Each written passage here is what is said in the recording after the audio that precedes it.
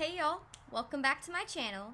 My name is Savannah, and if you're new here, please don't forget to subscribe and give this video a thumbs up if you like it. In today's video, we will continue our study in the book of Ecclesiastes. This will be part 4 of the series on this book, and I'll link parts 1 through 3 in the description in case you missed them. With that said, let's jump right into chapter 3, verse 1. For everything there is a season, and a time for every matter under heaven. A time to be born and a time to die. A time to plant and a time to pluck up what is planted. A time to kill and a time to heal. A time to break down and a time to build up. A time to weep and a time to laugh. A time to mourn and a time to dance. A time to cast away stones and a time to gather stones together. A time to embrace and a time to refrain from embracing. A time to seek and a time to lose. A time to keep and a time to cast away. A time to tear and a time to sow. A time to keep silence and a time to speak. A time to love and a time to hate. A time for war and a time for peace. In Solomon's under the sun premise to try and find meaning in this life apart from eternity with God, he recognizes that we are under the dominion of time. This list is poetic and beautiful, but I don't think that was Solomon's reason for writing it. Considering the context of the book, I believe he wrote this for us to see the inescapable evil as well as the monotony of this life. Let's be honest, in some way, we are all in bondage to our calendars. Picking back up in verse 9, what gain has the worker from his toil? I have seen the business that God has given to the children of man to be busy with. He has made everything beautiful in its time. Also, he has put eternity into man's heart, yet so that he cannot find out what God has done from the beginning to the end. I perceive that there is nothing better for them than to be joyful and to do good as long as they live. Also, that everyone should eat and drink and take pleasure in all his toil. This is God's gift to man. So we see a bit of hope in these verses. Solomon is still considering life apart from an eternal perspective, but now he's considering some of the works of God in our lives. I think one of the main takeaways from these verses is in verse 11 when he says that God has put eternity into man's heart. Solomon recognizes that in every single human being there's an awareness and a longing for eternity. Deep down, you know that this life is not the end. And the reason you know that is because God put it in you. This is a clear distinction between humans and all other life on earth. I don't know this for a fact, but I'm pretty sure my dog isn't thinking about life after death. And because we were made in the image of an eternal God, we were made for eternity. Verse 14. I know that whatever God does, it shall be forever. Nothing can be added to it, and nothing taken from it. God does it that men should fear before him. That which is has already been, and what is to be has already been. And God requires an account of what is past. Here, only for a brief moment, Solomon is finding meaning to life. If God requires an account of our past, suddenly everything has meaning. So he considers this truth about the existence of eternity and accountability to God. But then, in verse 16, he resumes his search for meaning apart from these things. Moreover, I saw under the sun that in the place of justice, even there was wickedness, and in the place of righteousness, even there was wickedness.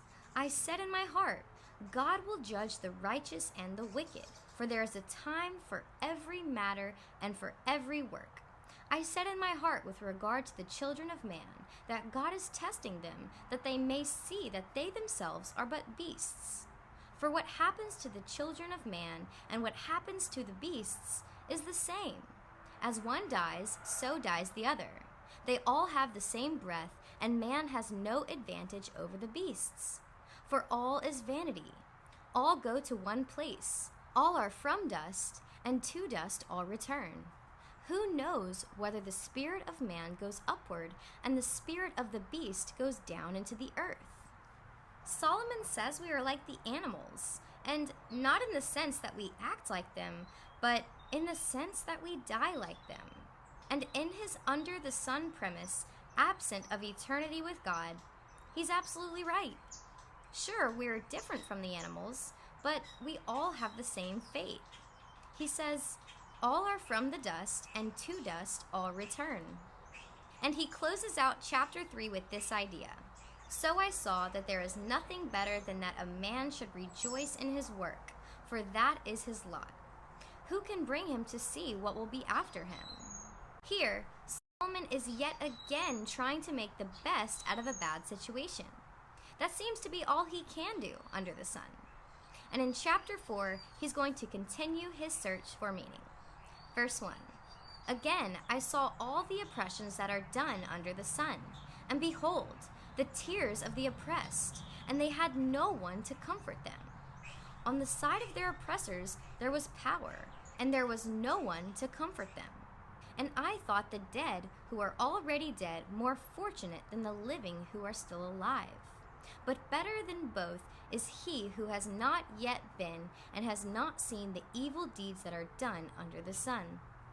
Solomon considers the evil in this world and the tears of the oppressed as a result. In a life where there's no eternity, no judgment after death, and what you see here on earth is what you get, well, this is especially bitter because, let's face it, a lot of people get away with horrible things. Unfortunately, some kidnappers, sex traffickers, and murderers will escape and never have to incur judgment on this earth. Solomon is grieved by the thought of this evil, and that's why he says it's better for those who have not yet come into this world. As Christians, though, we know that even if a guilty criminal doesn't stand before a judge, or if they do and the judge is corrupt, or their lawyer is corrupt and they never have to incur just punishment on the earth, they will stand before God one day, and he will judge them. And a guilty criminal in God's court will be eternally damned. Hebrews 10:11 says, "It is a fearful thing to fall into the hands of the living God." Continuing in verse 4. Again, I saw that for all toil and every skillful work, a man is envied by his neighbor. This also is vanity and grasping for the wind. The fool folds his hands and consumes his own flesh. Better a handful with quietness than both hands full together with toil and grasping for the wind.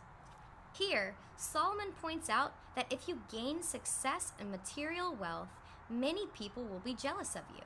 And he says this is vanity.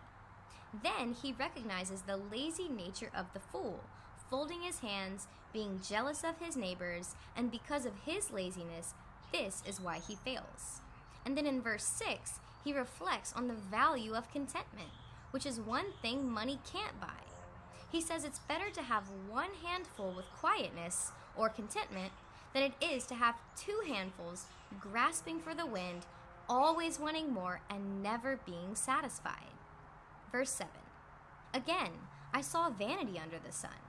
One person who has no other, either son or brother, yet there is no end to all his toil, and his eyes are never satisfied with riches, so that he never asks, for whom am I toiling and depriving myself of pleasure? This also is vanity and an unhappy business. Solomon now reflects on a person who has no family, no close friends, and works all the time. He gains wealth, maybe a nice home, but he has no one to share it with. What is his end goal? Who or what is he working so hard for? If it's all for himself, Solomon says this is vanity, and he explains why in verse 9. Two are better than one, because they have a good reward for their toil. For if they fall, one will lift up his fellow. But woe to him who is alone when he falls and has not another to lift him up. Again, if two lie together, they keep warm. But how can one keep warm alone? And though a man might prevail against one who is alone, two will withstand him. A threefold cord is not quickly broken. Solomon's point is pretty clear. Two are better than one because you'll have a better reward for your labor, you can help each other in times of need, and you can have safety with each other. In these verses, he recognizes the importance of human relationships. Verse 13. Better was a poor and wise youth than an old and foolish king who no longer knew how to take advice. For he went from prison to the throne, though in his own kingdom he had been born poor. I saw all the living who move about under the sun, along with that youth who was to stand in the king's place. There was no end of all the people, all of whom he led. Yet those who come later will not rejoice in him. Surely this also is vanity and a striving after wind. To close out chapter 4, Solomon considers how it's better to be poor, wise, and young than it is to be a fool and a king. But then he points out that even if this young and wise person were to rise to the climax of power and fame, it would be short-lived, almost like a vapor. And in the end, all his efforts would be like striving after wind.